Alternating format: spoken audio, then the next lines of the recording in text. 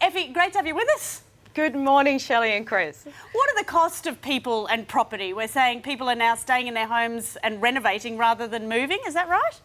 Yeah, it's a big question. Do I stay put and renovate? Do I move? Well, I was talking to Australia's largest lender, the Commonwealth Bank, and their actual lending for the 6 months to the end of last year for home renovations jumped up 13%.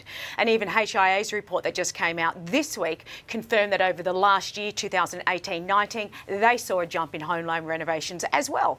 13%, that's pretty huge, isn't it? I mean, is there one state that seems to be leading the charge with this, Effie? Yeah, in the HIA report actually shows Tasmania is expected to be leading the renovation jobs out there. And basically that's for their forecast period, 2019 to 2025. Interesting, Tassie. I mean, there could be a number of reasons there. Their property prices have had a huge run over the past 3 years, about 35% jump according to Domain data. So people are either trying to cash in, do a bit of reno, sell their place, or maybe can't afford to move to another place, so they've got to stay put and renovate. That's it. It could be a real dilemma for families to stay or go. And I guess this is where a checklist or a for and against comes in best. This is where an Excel spreadsheet, Shelley, comes into the best. So look, let me take you through a little example here. Let's say you've got the Joneses, mum, dad and 2 kids, and they're in a 3-bedroom, 1-bathroom home, and they want to upgrade to a 4-bedroom, 2-bathroom home. They live in Ryde, and that's about 13 kilometres northwest of Sydney.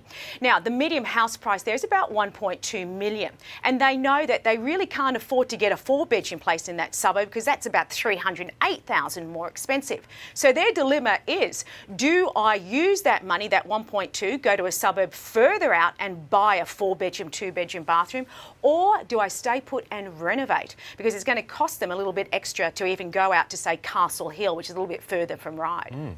So is there a kind of a ballpark figure then on what it costs to move and what it costs to upgrade your home? Yeah, Chris, and that example is what all families should be doing if they're thinking to rent or buy. So look, your biggest hit is going to be stamp duty, and that depends on which state or territory you live in. Lots of online calculators. In this case, the Joneses are going to pay $61,000 odd there. Agent fees are another hit. Look, around about 2%, you may be able to negotiate better, but again, 25. Renovation fees surprised me, 15K. That is for the deluxe, packing your boxes and everything. It is quite expensive to move. When you add all that up, plus the fact that it's going to cost them about $108,000 more to get that 4-bedroom home a little further out, you're looking at $200,000 to pack up the family and go. Wow, well, that's okay. That's your moving costs. So how does that relate to perhaps renovating costs, that extra bedroom and extra bathroom?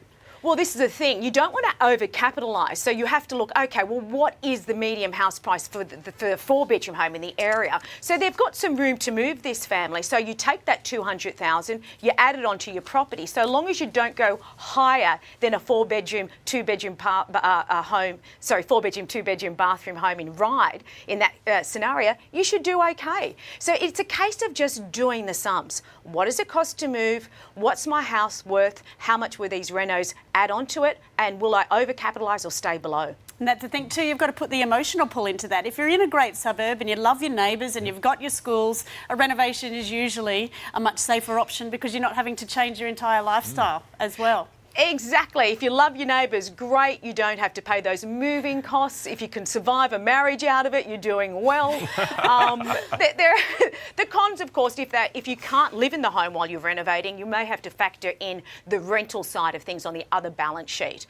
But look, there's a lot of challenges in life, and renovation is definitely up there. Oh, and some of us just love it, don't we? Thank you so much, Effie. Great to have you with us. Thank you.